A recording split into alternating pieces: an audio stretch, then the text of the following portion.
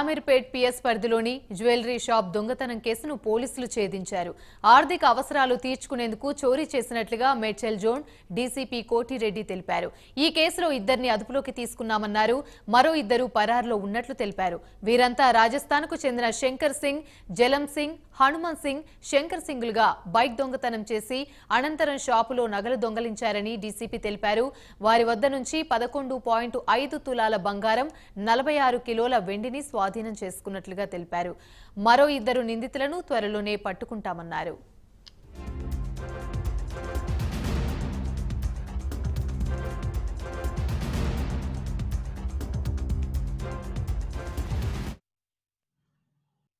ఆరు 7 ఇంటర్వ్యూనింగ్ నైట్లో Shamirpet police station పరిధిలో కృష్ణ జ్యువెలరీస్ నగల దుకాణంలో షట్టర్ లిఫ్ట్ చేసి దొంగతనం చేసినటువంటి కేసులో ఇక్కడ శామీర్పేట పోలీసులు మరియు CCS Medchal, CCS Balanagar, DI Pet Basheerabad, DI Alwal అందరూ టీమ్గా ఏర్పడి ఆ రోజు నుంచి కూడా దాన్ని ప్రాపర్గా వర్కౌట్ చేసి ఫోకస్డ్గా సుమారుగా 300 కెమెరాలు సెర్చ్ చేసి వాళ్ళని ఈ కేసు డిటెక్ట్ చేయడం జరిగింది.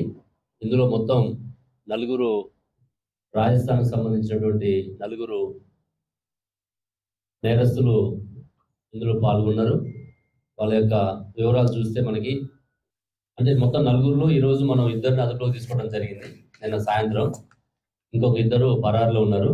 వీళ్ళు మొత్తం కూడా రాజస్థాన్కి సంబంధించిన వ్యక్తులు. ఇక్కడ కొద్ది రోజులుగా 2-3 నెలల నుంచి వాళ్ళు డ్రైవర్గా పనిచేసుకుంటూ ఈ ప్రాంతంలో రెక్కీ చేసుకుంటూ దొంగతనాలు చేయనటువంటి ఉద్దేశంతో వాళ్ళు ఒక పథకం ప్రకారం రావడం జరిగింది.